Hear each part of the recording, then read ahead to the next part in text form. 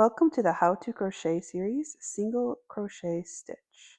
Now that you've chained the number of chains in your pattern, you're going to want to start doing the single crochet stitch. You're going to find the second chain from your hook, and you're going to insert your hook into that chain. You can see the loop on the chain. You're going to insert your hook there, and then you're going to yarn over and pull up a loop, and then pull through 2 loops on the hook. Let me show you that again. Insert into your chain, yarn over, and I use a little bit of that twisty motion with my hook, and I pull through the 2 loops on my hook.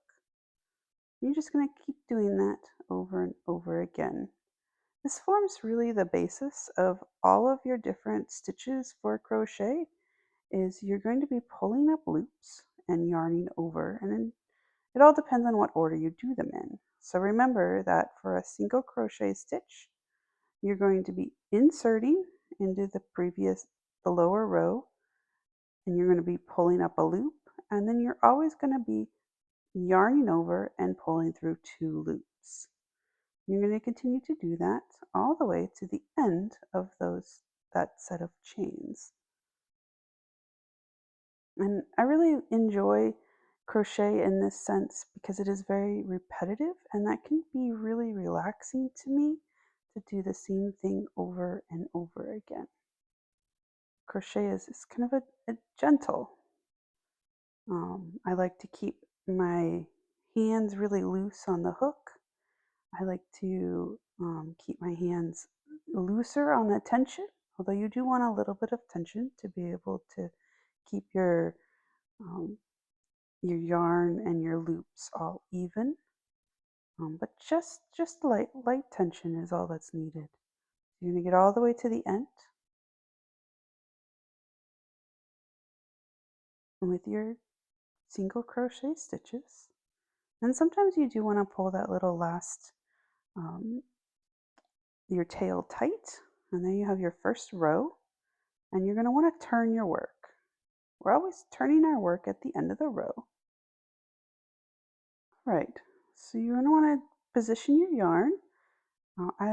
You can use that little scissor method where you put the yarn between your 2 fingers, or you can wrap the yarn through your fingers to make that tension. And then we are going to want to chain 1.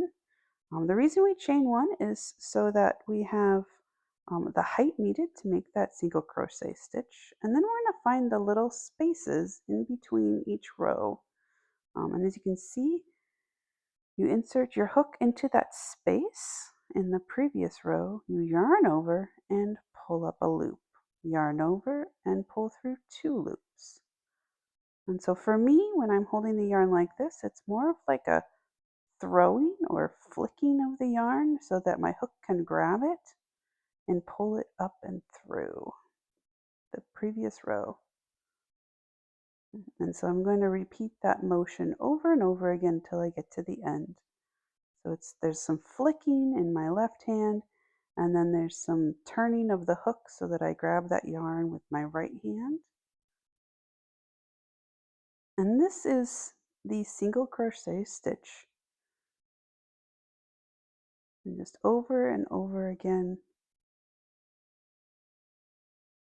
moving my hands. I like to use the lower half of my left hand, my thumb and forefingers, to hold on to my work. So I'm always holding on to the previous row. That helps me find where that next stitch is going to go so that I can easily put my crochet hook there. I'm going to get all the way to the end, and then you would just repeat that again. Thanks for watching.